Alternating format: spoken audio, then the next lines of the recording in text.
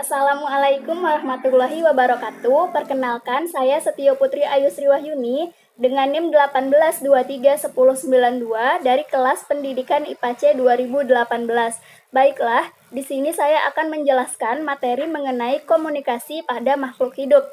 Nah, di dalam komunikasi makhluk hidup ini terdiri atas pokok bahasan yang pertama, hewan yang menggunakan gelombang dalam komunikasi. Dan yang kedua, organ yang menghasilkan gelombang pada komunikasi hewan. Dan yang ketiga, transmisi informasi antar hewan. Dan yang keempat, gangguan organ dan dampaknya pada komunikasi. Baiklah, langsung saja kita kepada pembahasan yang pertama. Pembahasan yang pertama yaitu hewan yang menggunakan gelombang dalam komunikasi. Nah, hewan yang menggunakan gelombang dalam komunikasi ini yaitu ada paus, gajah, kelelawar, dan lain-lainnya. Yang pertama yaitu lumba-lumba. Nah, lumba-lumba mampu mengeluarkan bunyi di dalam air untuk berkomunikasi dengan sesamanya dan melacak lingkungan sekitar. Nah, mereka mengeluarkan suara yang beragam seperti suara klik, siulan, dan dengkuran. Lalu, lumba-lumba dapat dilihat di permukaan air, namun sebagian besar waktu mereka di kedalaman lautan yang cukup gelap. Tetapi, sekalipun hidup di dalam kedalaman lautan, lumba-lumba mempunyai sistem yang memungkinkan untuk berkomunikasi dan menerima rangsangan, yaitu sistem sonar. Nah, sistem ini berguna untuk mengindra benda-benda di lautan, mencari makan, dan berkomunikasi. Pada lumba-lumba bekerja dengan cara yaitu lumba-lumba bernapas melalui lubang yang ada di atas kepalanya. Tepat di bawah lubang ini terdapat kantung-kantung kecil berisi udara. Dengan mengalirkan udara dari kantung-kantung ini, kemudian lumba-lumba menghasilkan bunyi dengan frekuensi yang tinggi.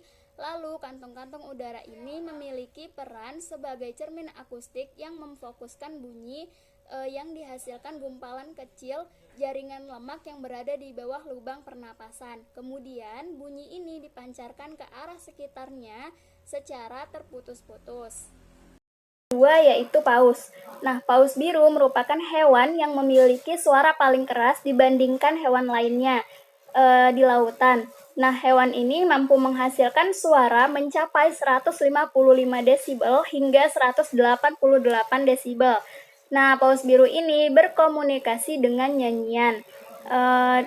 Paus biru dapat melakukan panggilan kepada paus biru yang lain dengan menentukan lokasi paus biru yang lain melalui sensor yang ada di dalam tubuhnya. Sensor penerima di dalam paus biru mirip dengan prinsip kerja radar.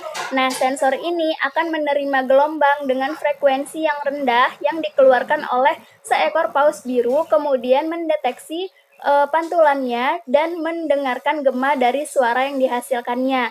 Lalu, kemudian paus biru tersebut akan mendeteksi lokasi dari paus biru yang lain. Nah, proses pada komunikasi paus biru ini mirip sekali dengan kerja radar. Selanjutnya yang keempat yaitu kelelawar. Nah, kelelawar ini mampu terbang di malam hari dengan keadaan yang gelap gulita tanpa mengalami gangguan yang berarti.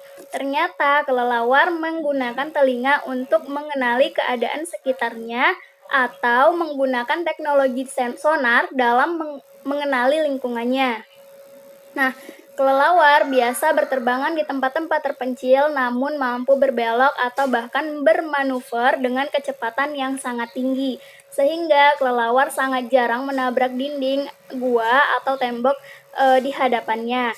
Nah, kelelawar ini mengeluarkan bunyi frekuensi yang tinggi atau bunyi ultrasonik yang tinggi dengan sebanyak mungkin. Pokok bahasan yang kedua yaitu organ yang menghasilkan gelombang pada komunikasi hewan. Yang pertama yaitu lumba-lumba. Nah, lumba-lumba ini bernapas melalui lubang yang ada di atas kepalanya. Tepat di bawah lubang ini terdapat kantung-kantung kecil berisi udara, di mana udara ini dialirkan melalui kantung-kantung tersebut dan kemudian menghasilkan suara yang bernada tinggi. Kemudian, kantung udara berperan sebagai cermin akustik yang memfokuskan suara yang dihasilkan gumpalan kecil jaringan lemak yang berada di bawah lubang pernapasan, kemudian ditangkap dengan rahang atau jendela akustik yang kemudian informasi suara itu diteruskan ke telinga bagian tengah dan akhirnya ke otak lalu kemudian diterjemahkan. Kemudian, sistem sonar pada lumba-lumba terletak pada bagian tubuh di sebelah atas hidung, di bagian depan kepala yang disebut dengan melon. Nah, organ yang berperan untuk ekolokasi selain tenggorokan yang menghasilkan suara adalah organ melon. Nah, organ melon ini berada di sebelah atas hidung dan memfokuskan suara agar dapat mudah dianalisa oleh lumba-lumba. E, Karena bergantung pada pemantulan gelombang dari ultrasonik, maka paus dan lumba-lumba hanya dapat menentukan arah bila gelombang pantulan ini terdengar dengan baik. Kemudian yang kedua yaitu paus. Nah, paus memiliki laring yang tampaknya berperan dalam produksi suara, tetapi tidak memiliki pita suara, dan ilmuwan tetap tidak yakin mengenai mekanisme pastinya. Kemudian, sinus karnial ini juga dapat digunakan untuk membuat suara. Nah, sensor penerima di dalam paus biru mirip dengan prinsip kerja pada radar.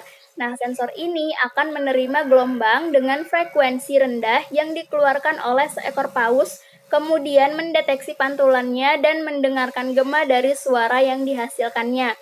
Kemudian, paus tersebut dapat mendeteksi lokasi dari paus yang lain. Kemudian, proses komunikasi paus ini mirip sekali dengan kerja radar. Yang ketiga yaitu gajah.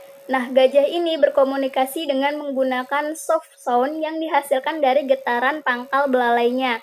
Saat ini ditemukan bahwa gajah juga berkomunikasi dengan suara subsonik yang bisa mencapai jarak sekitar 5 km, di mana penemuan ini telah memecahkan misteri mengenai koordinasi pada kawanan gajah yang sedang mencari makanan dalam jarak jauh dan saling melihat satu sama lain.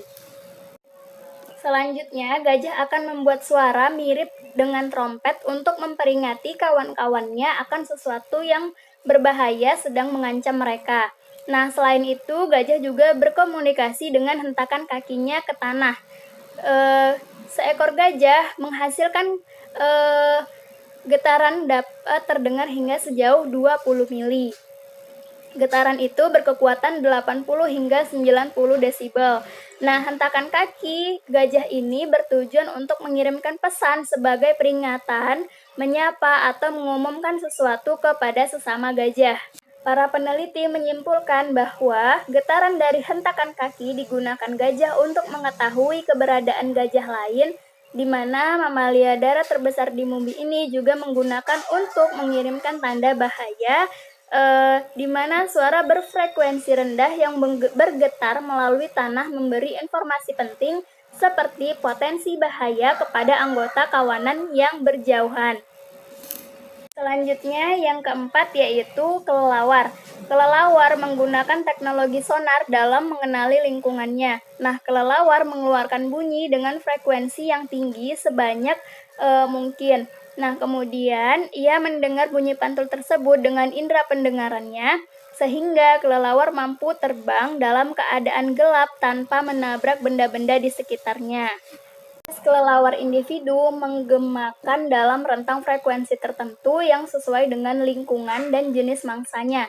Nah, kadang-kadang digunakan oleh para peneliti untuk mengidentifikasi kelelawar yang terbang di suatu daerah hanya dengan merekam panggilan mereka dengan perekam ultrasonik yang dikenal sebagai detektor kelelawar.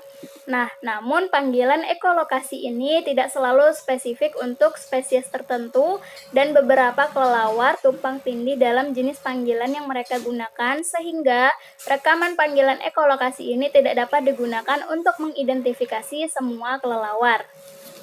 Ya, pembahasan materi yang ketiga yaitu transmisi informasi antar hewan. Yang pertama, lumba-lumba. Nah, lumba-lumba memancarkan gelombang suara bernada tinggi dari dahi untuk mengirimkan sinyal suara ke dalam air. Nah, gelombang suara itu akan memantulkan kembali dari objek yang menerimanya sehingga membentuk gema. Nah, pantulan suara gema ini ditangkap oleh tulang rahang bawah lumba-lumba.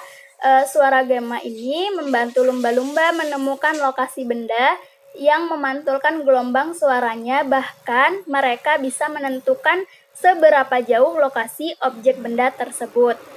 dalam air. Nah, gelombang suara ini akan memantulkan kembali dari objek yang menerimanya sehingga membentuk gema. Pantulan suara gema ini ditangkap oleh tulang rahang bawah lumba-lumba. Nah, suara ini membantu lumba-lumba menemukan lokasi yang memantulkan gelombang suaranya.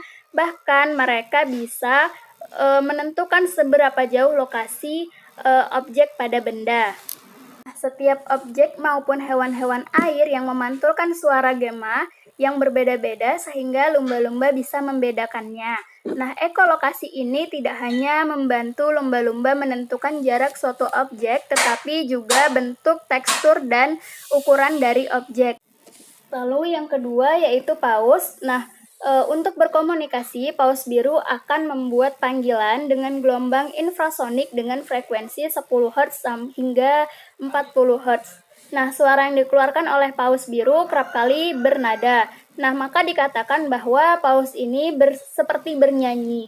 Nah, fungsi dari nyanyian paus ini antara lain untuk memanggil, kontak jarak jauh, mencari pasangan, dan menyapa, lalu menganalisa lingkungan dan lain sebagainya. Paus ini memproduksi suara dengan frekuensi rendah agar suara tersebut dapat menjalar ke tempat yang jauh dengan cepat. Suara bernada yang dihasilkan oleh paus biru tersebut dapat menjalar dengan cepat karena terbawa oleh ion-ion elektrolit yang ada di dalam lautan. Ketiga yaitu gajah. Gajah dapat mendengar bunyi infrasonik menghasilkan suara frekuensi rendah dan mampu didengarkan hingga jarak 10 km. Nah, karena frekuensi rendah lebih jauh jangkauannya, gajah bisa berkomunikasi dalam jarak 4 km atau lebih. Kelelawar. Nah, pada kelelawar ini dia menggunakan ekolokasi untuk menyesuaikan diri dan menemukan objek. Dari sistem pendengaran, mereka diadaptasi untuk tujuan ini di mana sangat terspesialisasi untuk merasakan dan menafsirkan panggilan ekolokasi stereotip yang merupakan karakteristik spesies mereka sendiri. Frekuensi ultrasonik akan ditinggikan oleh kelelawar apabila hendak menangkap mangsa secara memintas. Nah, denyut ultrasonik yang dipancarkan oleh kelelawar akan dipantulkan apabila terkena mangsanya. Nah, fenomena ini seperti gema di mana bunyi dipantulkan apabila tiba di suatu media. Nah, kemudian dianalisis oleh sistem otak kelelawar yang agak kompleks untuk menginterpretasi dan mengetahui posisi mangsanya atau objek lain yang akan diterkam. Bentuk telinga kelelawar yang seperti corong berfungsi sebagai penerima gelombang ultrasonik yang dibalikan seperti cara kerja alat radar penerima. Nah, frekuensi ultrasonik akan ditinggikan oleh kelelawar apabila hendak menangkap mangsa secara memintas. Pembahasan yang terakhir yaitu gangguan organ dan dampaknya pada komunikasi. Nah, hewan yang melakukan ekolokasi rentan terhadap gangguan dari hewan lain atau dari spesies lain yang sama yang memancarkan sinyal dari lingkungan terdekat. Nah, hewan yang melakukan ekolokasi menghasilkan banyak suara secara berurutan dan memberikan gema pada emisi yang salah untuk kelelawar. Gangguan selanjutnya yaitu kebisingan. Nah, kebisingan merupakan sumber masalah utama pada organ komunikasi hewan sonar. Nah, karena kebisingan dapat merusak indera pendengaran hewan tersebut dan membuat hewan tersebut tidak bisa berkomunikasi dengan baik. Nah, laut yang bising menyebabkan gangguan pada indera pendengaran mereka dengan ditemukannya pendarahan di dekat telinga dan di dalam cairan otak mamalia laut dari ordo Cetacea tersebut. Gempa laut juga merupakan sumber kebisingan di bawah laut yang juga bisa menyebabkan kerusakan fisik atau perilaku yang mengakibatkan paus terdampar, meski belum seseorang pun yang membuat hubungan statistik di antara keduanya. Baiklah, sekian materi yang dapat saya sampaikan. Mohon maaf apabila ada salah-salah kata. Lebih dan kurang mohon dimaafkan. Assalamualaikum warahmatullahi wabarakatuh.